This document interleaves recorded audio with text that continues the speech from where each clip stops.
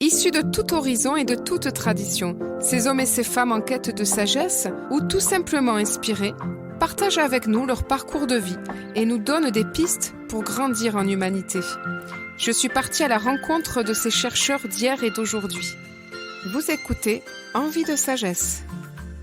Bonjour à toutes, bonjour à tous, bienvenue dans Envie de sagesse. Cette semaine, nous allons parler des enfants et des adolescents, qui sont, nous l'oublions jamais, notre avenir. Et nous sommes allés au printemps des enfants.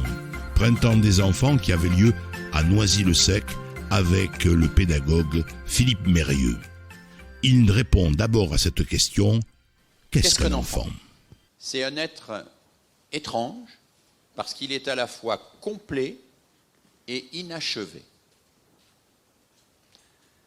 En tant qu'être complet, il doit être respecté. En tant qu'être inachevé, il doit être protégé et accompagné. Et parfois même protégé contre lui-même. C'est cette difficulté-là qui est au cœur de la notion de droit de l'enfant.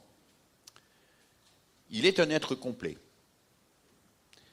Les chagrins des petits ne sont pas des petits chagrins, disait Janusz Korczak. Et il a raison, il avait raison.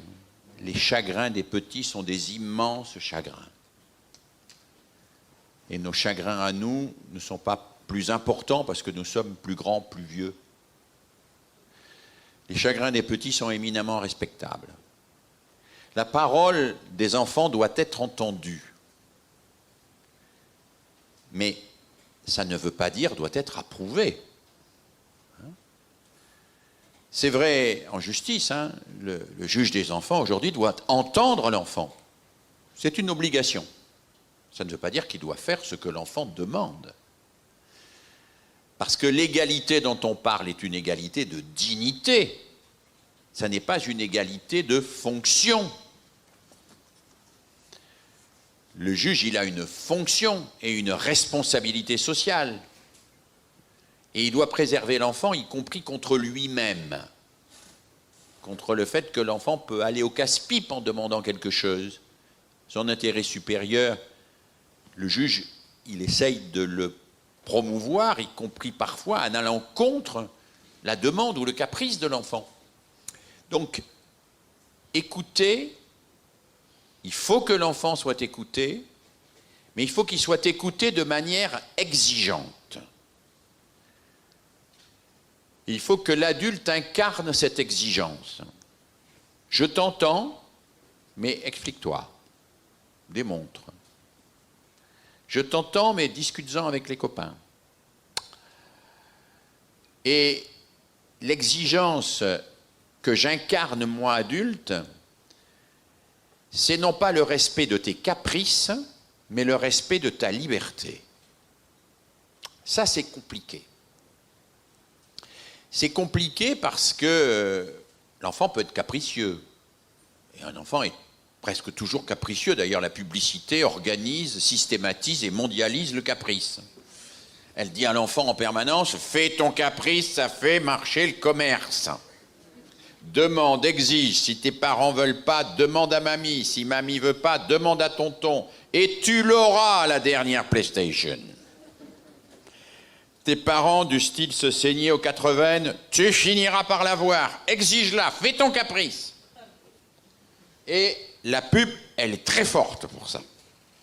Elle est très forte pour encourager le caprice chez l'enfant. Le caprice, c'est je veux, j'exige, j'ai droit, et je mets les adultes en concurrence. Et s'ils ne me donnent pas ce que je veux, ah ben, je fais pipi par terre et je me roule dedans. Ou je mets les adultes en concurrence. Il n'y a pas tellement longtemps, j'étais dans un train, il y avait une petite fille qui demandait à ses deux parents de lui acheter des baskets qui s'allument. Les parents rechignaient, la maman disait c'est pas de la bonne qualité, le père faisait de l'humour en disant ça fait des courts-circuits quand il pleut, etc. J'ai trouvé ça très rigolo d'ailleurs.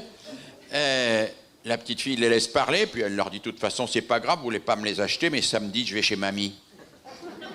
Et elle ajoute et mamie me les achètera parce qu'elle m'aime plus que vous.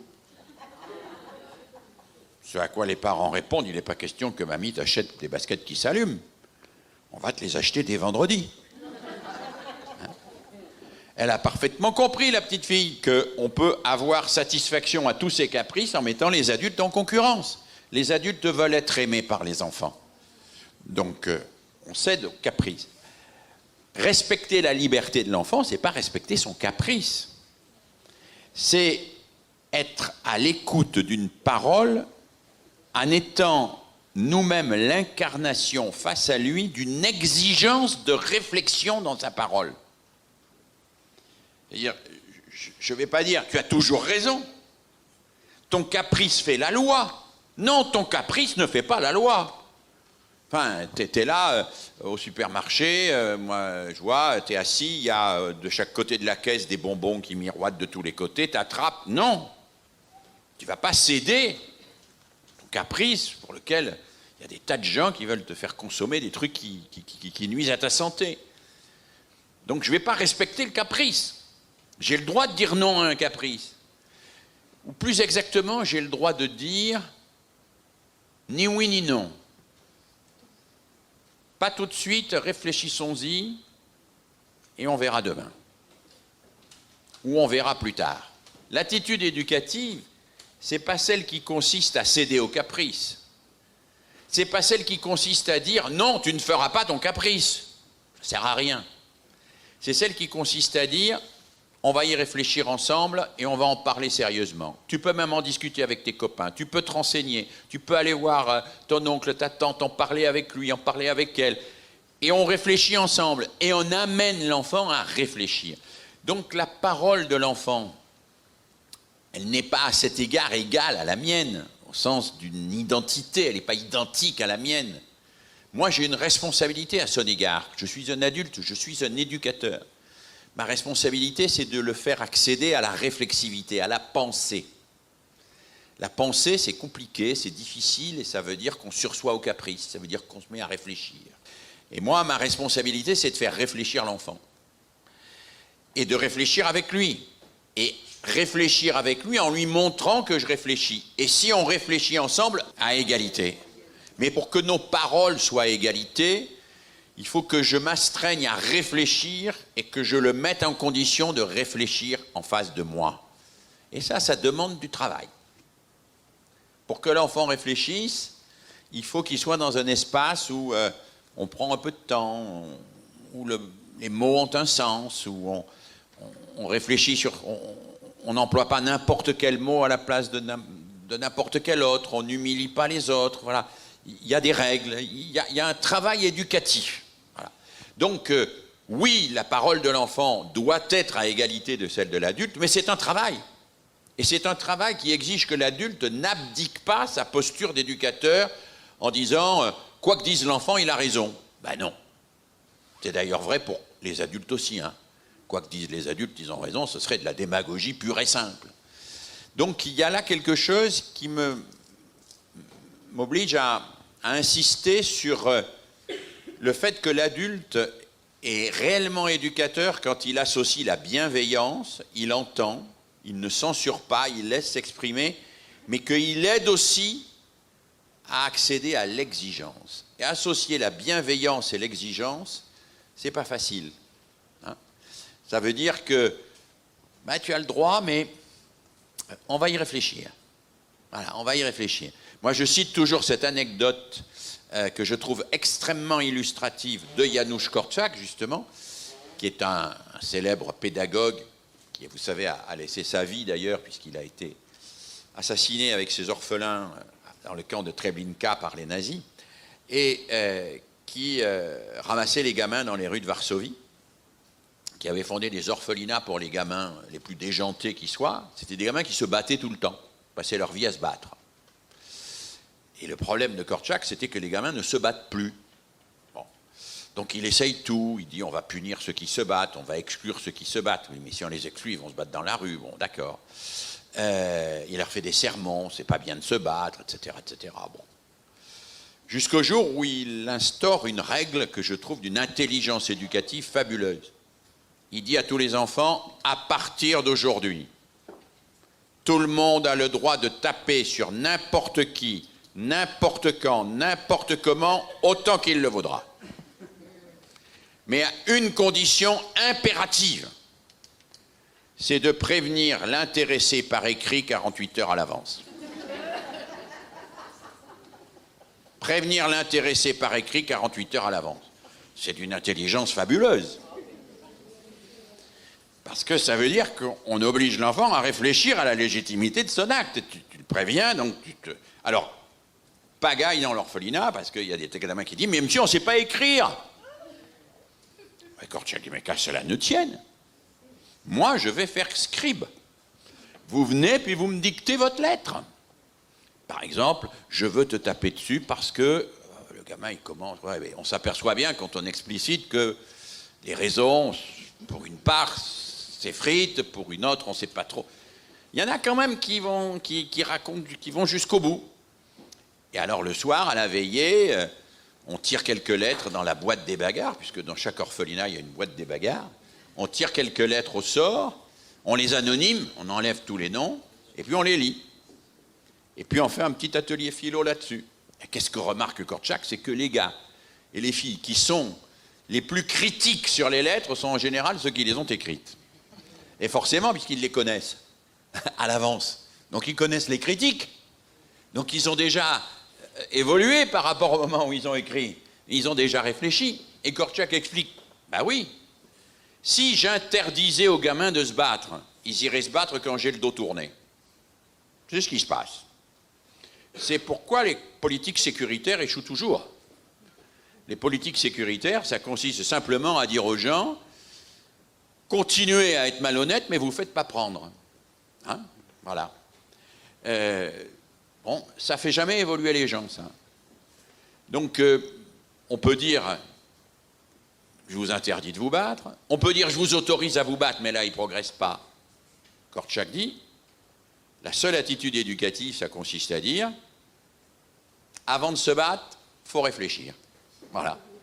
Ben, ça, je trouve que c'est très important, et c'est d'autant plus important dans une société qui cultive l'immédiateté, le tout de suite, où notre technologie fait qu'on ne peut pas se déconnecter un instant, il faut réagir immédiatement. Texto, il faut réagir immédiatement. Et si vous ne réagissez pas dans les 10 minutes, c'est que vous êtes mort ou que vous ne l'aimez plus. Non mais arrêtez. Cette immédiateté nous tue. Elle nous empêche de réfléchir et de penser. Donc ne faites jamais un mail sans le mettre dans la boîte brouillon pendant 24 heures.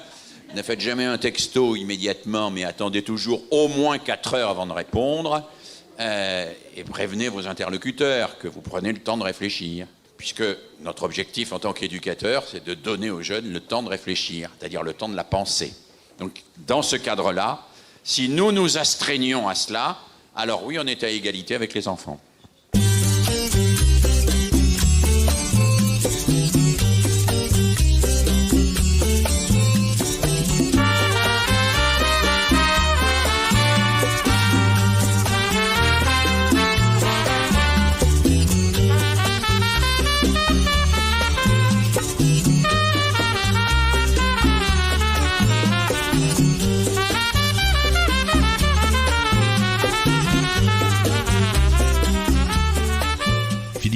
Aborde maintenant la question des adolescents, et plus particulièrement ceux qui ont été un petit peu cabossés par l'existence. Vous savez, ces enfants que l'on dit décrocheurs, en mal de vivre.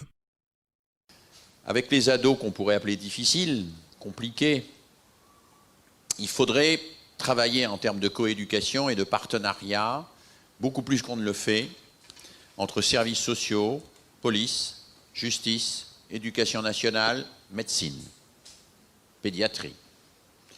Moi, j'anime des regroupements dans le cadre d'un diplôme universitaire à Paris, ouvert à tout le monde, où on fait travailler systématiquement ensemble un magistrat, quelqu'un de la police, un éducateur spécialisé, un enseignant, un pédopsychiatre. Et on les oblige à se parler aussi entre eux pour comprendre un petit peu quelle est la logique des uns et des autres, et puis qu'ils essayent de trouver cette cohérence. C'est un très gros chantier, ça, hein, parce qu'en France, on est cloisonné. Hein. Les magistrats, la police, on sait qu'ils ne se parlent pas. La police et les pédiatres, jusqu'à présent, ils ne se parlaient pas beaucoup. Les pédiatres et les travailleurs sociaux, peu. Les travailleurs sociaux et les enseignants, quasiment pas, etc. Donc il y a un gros chantier là, hein, qui est un chantier national, plus que local, sans aucun doute, compte tenu des prérogatives de l'État, mais qui est quand même un chantier auquel il faut s'atteler. Faut arrêter de multiplier les intervenants qui se surajoutent sans se causer et qui produisent l'inverse de ce qu'ils cherchent. Des ados qui ont la police sur le dos, la justice sur le dos, les profs sur le dos, etc., à qui on propose du soutien scolaire, une prise en charge par une assistante sociale, etc., on les place dans la toute-puissance. On les place dans une situation où on leur dit « vous faites la loi, continuez ». On se met à vos genoux et on va faire tout ce qu'il faut. Parce que ces gens ne se parlent pas, parce que ces gens ne travaillent pas ensemble pour réfléchir aux solutions qu'on pourrait trouver. Donc c'est la première chose que je voudrais dire. Il faudrait arriver à ce que ces gens aient des temps de formation commune. Je trouve en particulier tout à fait scandaleux que la police n'ait pas une réflexion avec les éducateurs, que la justice n'y soit pas associée, que les pédiatres n'y soient pas associés, parce que les enfants victimes de violences dont vous parlez, une grande partie d'entre eux se retrouvent auteurs de violences, hein, et en particulier de violences pédophiles. Hein. Une grande partie ont été eux-mêmes victimes. Donc là, il y a un chantier, il est très compliqué, très lourd, mais ça me paraît un chantier important. Deuxième élément par rapport à ces ados, la prévention, évidemment. La prévention, c'est long, mais il faut commencer par la prévention. La prévention, c'est tôt, des loisirs collectifs bien organisés, des colos structurés où on apprend à prendre ses responsabilités au service du collectif et non pas contre le collectif, où on découvre que l'autorité, c'est ce qui m'agrandit et non pas ce qui me réprime, etc., etc. Et donc, on ne militera jamais suffisamment pour d'authentiques colos, pour d'authentiques centres de loisirs et pour qui collaborent authentiquement avec l'institution scolaire. Et puis, troisièmement, alors là, je vais sans doute vous surprendre, enfin pas vous surprendre, mais les ados, c'est des êtres compliqués. C'est très rare, même quand vous avez un ado sans problème, qui vienne vous dire à vous parents, « Oh papa ou maman, ce que tu m'apportes actuellement est absolument superbe, sublime, ça contribue à me construire en profondeur, grâce à vos interventions pertinentes, je trouve un sens à la vie et vos conseils me sont toujours les plus agréables et les plus utiles qui soient, etc. » Si vous avez un ado qui vous dit ça, méfiez-vous. Il veut vous extirper quelque chose. Hein? La plupart du temps, l'ado, il vous dit « j'en ai rien à foutre ». Ça ne veut pas dire qu'il en a rien à foutre. Ça ne veut pas dire qu'il en a rien à foutre. Ça veut dire qu'il ne veut pas apparaître, dépendre de vous, qui réclame une certaine forme d'indépendance, etc. Alors, qu'est-ce que je peux faire, moi, adulte? Ben, proposer. Proposer des activités. Si ça ne marche pas, proposer d'autres activités. Et si ça ne marche pas, inventer d'autres activités à proposer. Et si ça ne marche pas, se demander si on ne pourrait pas proposer d'autres activités. Et si ça ne marche pas, essayer d'imaginer d'autres activités qu'on pourrait leur proposer. Et si ça ne marche pas, ben on continue. Moi, je ne sais pas faire autre chose. Je ne sais pas faire autre chose avec des ados. Mais on ne le fait pas suffisamment, ça. Moi, j'ai exercé un petit temps, des responsabilités politiques. J'étais responsable de la formation tout au long de la vie à la région Rhône-Alpes. Et je m'occupais des jeunes décrocheurs, des ados un peu en errance, etc. Et j'avais fait rire un petit peu le conseil régional parce que je leur avais demandé d'entonner avec moi une vieille chanson de Richard Anthony dont personne ne peut se souvenir ici parce que vous êtes tous évidemment beaucoup trop jeunes pour avoir connu Richard Anthony. Mais le titre de cette chanson, c'était « Donne-moi ma chance encore ». Voilà. Alors évidemment, moi je leur disais, écoutez, les missions locales, là, les éducs, là, tous les profs, imaginez-vous que chaque ado que vous rencontrez, il vous dit « donne-moi ma chance encore ». Il ne vous le dira pas réellement comme ça, parce qu'il ne peut pas vous le dire. Mais c'est ça que vous devez entendre dans ce qu'il vous dit, quand il vous dit « j'en ai rien à foutre ». Vous devez décoder et vous devez comprendre « donne-moi ma chance encore ». Derrière tous les rien à foutre, il y a un « donne-moi ma chance encore ». Et il faut s'obstiner à leur donner une chance encore. Et je ne suis pas sûr que ça marche, mais je ne connais pas d'autre solution. Cette émission est maintenant terminée. Écoutons Richard Anthony. Donne-moi ma chance, n'est-ce pas? Allez, à très bientôt, amis auditrices et amis auditeurs. On remercie Robert Hummel et Georges Soupeau qui assuraient la technique de cette émission. À très bientôt.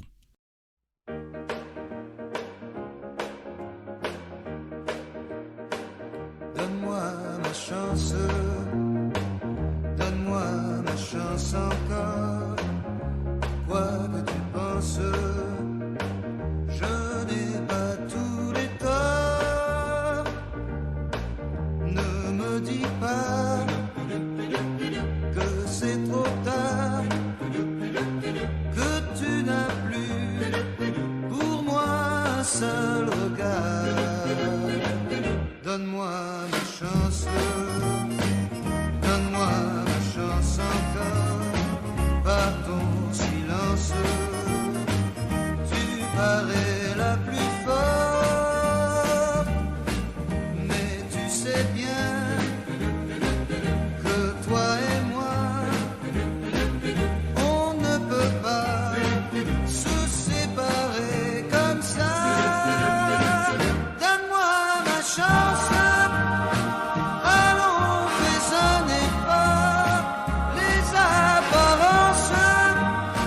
Sont contre moi.